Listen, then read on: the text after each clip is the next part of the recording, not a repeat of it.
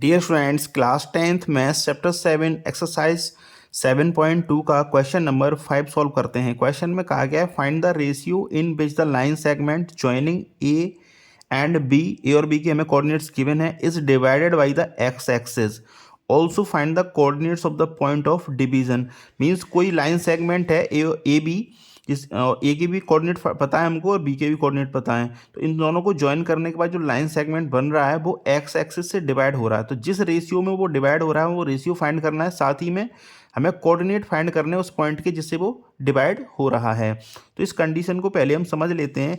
अगर जब भी एक्स एक्सिस से कोई भी लाइन सेगमेंट डिवाइड हो रहा होगा तो हम उसके जो कोऑर्डिनेट लेंगे ना वो एक्स कॉमा जीरो कोऑर्डिनेट लेंगे। और क्यों लेंगे वो इसको समझ लेते हैं। जैसे मान लो ये हमारी एक्स एक्सिस है और ये हमारी बाई एक्सिस है, तो जब भी आप एक्स एक्सिस की बात करेंगे और एक्स एक्सिस पे कोई डिस्टेंस लेनी है तो उसके एक्स के तो कोऑर्डिनेट रहेंगे, है ना।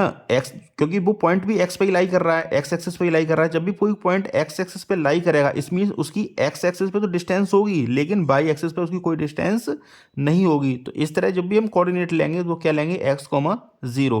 तो इस क्वेश्चन को मैंने पेपर पे नोट डाउन कर लिया, इसकी कंडीशन को। इसको सॉल्व करते हैं इसको। तो जैसे ए और बी कोई लाइन सेगमेंट है और वो ओ पॉइंट से डिवाइड हो रहा है, तो O point because X axis पे लाई कर रहा है तो इसको हम जो कोऑर्डिनेट लेंगे वो क्या लेंगे, एक्स कॉमा जीरो। तो यहाँ हम सेक्शन फॉर्मूला का यूज करेंगे, इस क्वेश्चन को सॉल्व करते हैं। जो सेक्शन फॉर्मूला होता है वो होता है, लिखते हैं using section formula, using section formula X comma Y वो कोऑर्डिनेट होते हैं जहाँ पे वो डिवाइड हो रहा होता है, इक्वल होता है m2 x1 plus m1 x2 divide by m1 plus m2 comma m2 by 1 plus m1 by 2 divide by m1 plus m2। अब जो भी वैल्यूज हैं इसके थ्रू हम यहाँ पुट कर देंगे। तो x कॉमा वाई क्या है हमारे लिए, एक्स कॉमा जीरो है, तो लिखते हैं x comma zero equal to, और m2 m1 m2 में पता भी नहीं है अभी क्योंकि फाइंड करने हैं रेशियो, तो m1 की जगह m1 पुट लिखा रहने देंगे और m2 की जगह m2 ही पुट करेंगे। तो लिखते हैं m2 मल्टीप्लाई बाई x1, तो x1 हमारे लिए 1 है यहाँ पर, तो multiply by 1 plus m1 multiply by x2 कितना है, -4 है, तो लिखेंगे -4 divide by m1 plus m2 comma m2 multiply by 1, तो बाई 1 हमारे लिए -5 है, तो लिखेंगे -5 plus m1 multiply by 2, by 2 हमारे लिए 5 है, तो लिखेंगे 5 divide by m1 plus m2।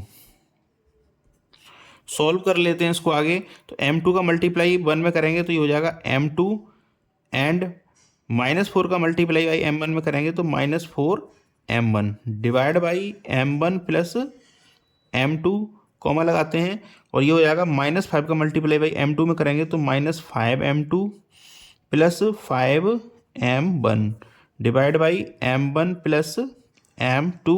तो इधर है x कॉमा जीरो।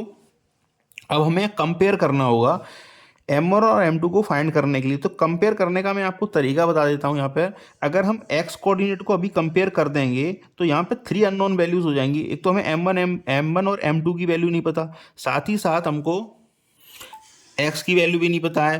तो यहाँ 3 अननोन वैल्यू होने की वजह से यहाँ हम इसको सॉल्व नहीं कर पाएंगे, रेशियो फाइंड नहीं कर सकते। रेशियो फाइंड करने का सबसे अच्छा तरीका ये है कि हम बाई कोऑर्डिनेट को कंपेयर कर देते हैं, क्योंकि यहाँ पर जो y की वैल्यू 0 है तो यहाँ हम 2 अननोन वैल्यू रह जाएंगी, फिर इसको हम इजीली फाइंड कर लेंगे। तो लिखते हैं ऑन कंपेयरिंग, तो y के कोऑर्डिनेट्स को कंपेयर कर रहे हैं यहाँ पर हम, तो 0 इक्वल हो जाएगा 5m2 plus 5m1 divide by m1 plus m2। तो m1 प्लस m2 इधर डिवाइड में है तो ये 0 के साथ मल्टीप्लाई में चला जाएगा, तो लिख देंगे 0 multiply by m1 plus m2 और इधर क्या रह जाएगा 5m2 प्लस 5m1। यहाँ थोड़ा सा करेक्शन है क्योंकि यहाँ -5 का मल्टीप्लाई m2 से किया है हमने, तो यहाँ आ जाएगा -5m2। तो यहाँ -5m2 था एक्चुअली, तो सॉरी उसके लिए m1 प्लस m2 चला गया 0 के साथ और इधर रह जाएगा -5m2 प्लस 5m1। 0 का मल्टीप्लाई किसी नंबर में करते हैं तो हमेशा 0 ही हो जाता है, तो 0 इक्वल टू इधर क्या है -5m2 प्लस 5m1। -5m2 को ट्रांसफ़र कर देते हैं हम लेफ्ट हैंड साइड में, तो इधर हो जाएगा ये 5m2 और इधर रह जाएगा 5m1। पलट के हम इसको लिख सकते हैं 5m1 equal to 5m2। Solve करने का तरीका भी ये रहेगा कि m1 के नीचे हम m2 को ले जाएंगे, मीन्स अगर m2 इधर मल्टीप्लाई में राइट हैंड साइड में, तो लेफ्ट हैंड साइड में जब ये जाएगा तो डिवाइड में जाता है, तो m1/m2। और ऐसे इधर क्या रह गया 5, और 5 इधर से ये इधर मल्टीप्लाई में लेफ्ट हैंड साइड में, तो इधर डिवाइड में चला जाएगा ये, तो 5 बन जा 5 एंड 5 बन जा 5। तो यहाँ से m1/m2 ये आ जाएगा, m1/m2 ये आ जाएगा 1/1, और जो रेशियो होंगे हमारे वो हो जाएंगे m1/m2 इक्वल हो जाएगा 1/1। तो हमने रेशियो यहाँ से फाइंड कर लिए। जब हमने रेशियो फाइंड कर लिए तो हम एक्स कोऑर्डिनेट को अब फाइंड कर सकते हैं, क्योंकि अब क्या है कि m1 m2 की वैल्यू हमको पता चल चुकी है, तो एक्स के जो कोऑर्डिनेट थे उनको कंपेयर अब यहाँ पे हम कर देंगे। तो x इक्वल हो जाएगा हमारा अब m2 minus 4m1 upon m1 plus m2। तो m2 कितना है 1 है, तो 1 माइनस 4, m1 भी 1 है, तो 4 मल्टीप्लाई बाई 1 अपॉन 1 प्लस 1, तो 1 माइनस 4 इंटू 1 1 हो जाएगा, 4 इंटू 1 4 हो जाएगा, और 1 प्लस 1 कितना हो जाएगा 2। जब इसको सॉल्व करेंगे तो ये आ जाएगा -3/2। तो जो x के कोऑर्डिनेट है वो कितने हैं -3,2, सॉरी 3/2। तो जो x एक्सिस पे जिस कोऑर्डिनेट से ये डिवाइड हो रहे हैं, तो वो क्या हो जाएगा हमारे लिए अब x, 0, x की वैल्यू हम पता कर चुके हैं -3/2, तो यहाँ क्या हो जाएगा -3/2 0।